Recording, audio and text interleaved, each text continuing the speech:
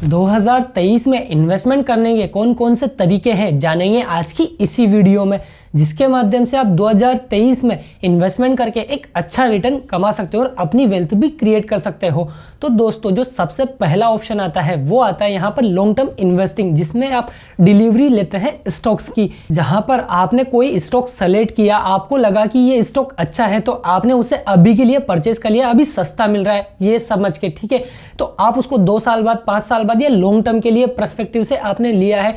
Long term में जब भी आपको लगेगा कि मुझे अभी बेच देना चाहिए तो वो कहलाता है लॉन्ग टर्म ट्रेड, मतलब इन्वेस्टिंग। यानी कि डिलीवरी ले ली आपने स्टॉक की कि अभी मुझे दे दो, जब मेरी इच्छा होगी तब मैं उसे बेच दूंगा। तो लेकिन उसके लिए क्या होता है, यहाँ पर आपको थोड़ा टाइम देना पड़ता है। ये थोड़ा सा टाइम टेकिंग है क्योंकि इसमें थोड़ी रिसर्च की जरूरत होती है और रिसर्च करने के लिए आपको फंडामेंटल एनालिसिस करना जरूर आना चाहिए, क्योंकि लॉन्ग टर्म में फंडामेंटल कंपनी का स्ट्रॉन्ग होगा तभी वो अच्छे से ग्रो कर पाएगी। अगर उसका फंडामेंटल स्ट्रॉन्ग नहीं होगा तो वो कंपनी एक एक्सपोनेंशियली या फिर कहें धीरे कंसिस्टेंटली जो ग्रो होती है ना, वो कंपनी ग्रो नहीं कर पाएगी।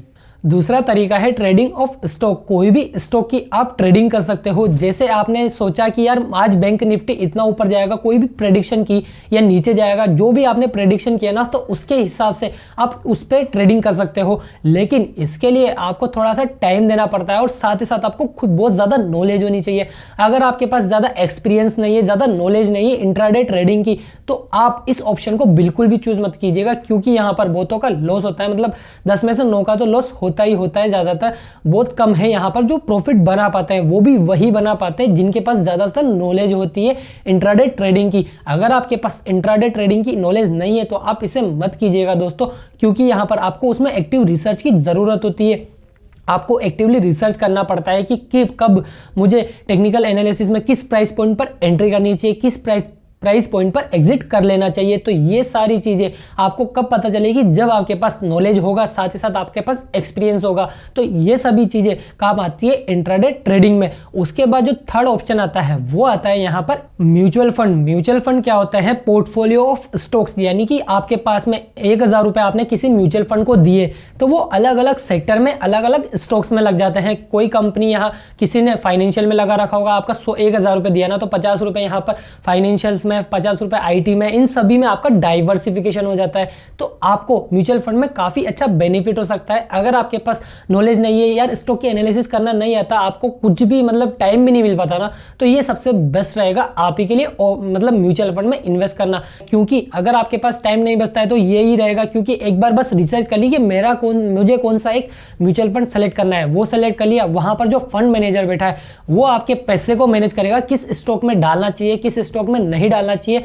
और किस सेक्टर में डालना चाहिए, उसे ज्यादा पता है क्योंकि वो एक्सपर्ट है उस चीज का। तो आप अगर मतलब स्टार्टिंग कर रहे हो यहाँ पर इन्वेस्टिंग की, तो म्यूचुअल फंड से जरूर कीजिए। उसके बाद जो अगला तरीका है वो है ईटीएफ। ईटीएफ में क्या होता है, जैसे फॉर एग्जांपल म्यूचुअल फंड में आपने कोई भी यूनिट्स खरीदी, उसकी यूनिट्स खरीदी तो वो एनएवी पर खरीदी, वो यहाँ पर उसकी जो भी करंट एनएवी चल रही है, आपने डायरेक्ट जो भी ट्रांजैक्शन किया वो म्यूचुअल फंड के थ्रू किया। आपने कोई मार्केट के थ्रू नहीं किया कि यार मैंने इस स्टॉक में कर दिया, म्यूचुअल फंड के थ्रू हुआ।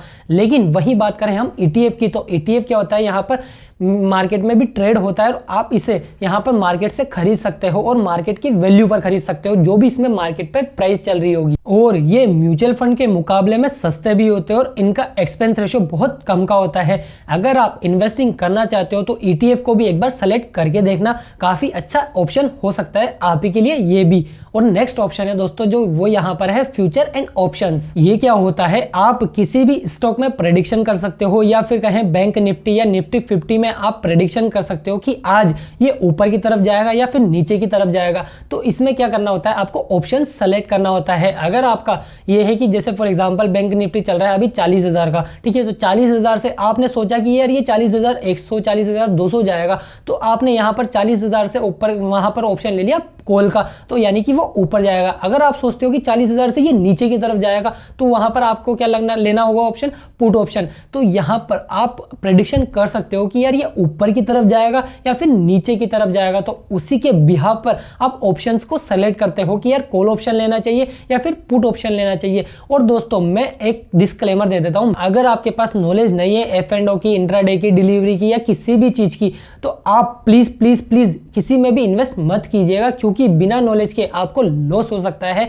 और मैंने ये वीडियो केवल एजुकेशनल पर्पस के लिए बनाया है, जहां पर आप केवल ये जान सकते हो कि कौन कौन से इन्वेस्टमेंट ऑप्शंस हो सकते हैं आपके पास में अगर आप 2023 में इन्वेस्ट करते हो तो। और दोस्तों, अगर आप एक बिगिनर हो तो आपके लिए बेस्ट ऑप्शन हो सकता है म्यूचुअल फंड। म्यूचुअल फंड में भी कौन सा, जो इंडेक्स म्यूचुअल फंड होते हैं ना, निफ्टी 50 वाले जो इंडेक्स म्यूचुअल फंड होते हैं, उनमें आप इन्वेस्ट कीजिएगा। इसका मतलब ये है कि आप जो भारत की टॉप 50 कंपनियां हैं उनके ऊपर बेट लगा रहे हो, उनके ऊपर आपको विश्वास है कि यार ये भारत की टॉप 50 कंपनियां ग्रो तो करेगी ही करेगी, तो उसी हिसाब से आप उनके इंडेक्स म्यूचुअल फंड सेलेक्ट कर लेते हो। तो यहां पर आपको ये लग रहा है कि भारत की जो टॉप कंपनियां है ना वो भी ग्रो करेगी और मेरा पैसा भी ग्रो करेगा। अगर आप बिगिनर हो तो म्यूचुअल फंड जरूर सेलेक्ट कर सकते हो। बाकी सभी के लिए आपको नॉलेज और एक्सपीरियंस और सारी चीजें लर्निंग्स आपको आनी चाहिए, तभी आप उनमें इन्वेस्ट कीजिएगा। तो दोस्तों, आशा रखता हूं इस वीडियो से आपको जरूर कुछ हेल्प हुई होगी। अगर आपको कुछ वैल्यू मिली है तो प्लीज वीडियो को लाइक भी जरूर कीजिएगा, और अगर चैनल पर नए हो तो चैनल को सब्सक्राइब करके बेल आइकन भी दबा दीजिएगा। मिलते हैं आपसे अगली और एक्साइटिंग वीडियो में, तब तक के लिए जय हिंद, भारत माता की जय।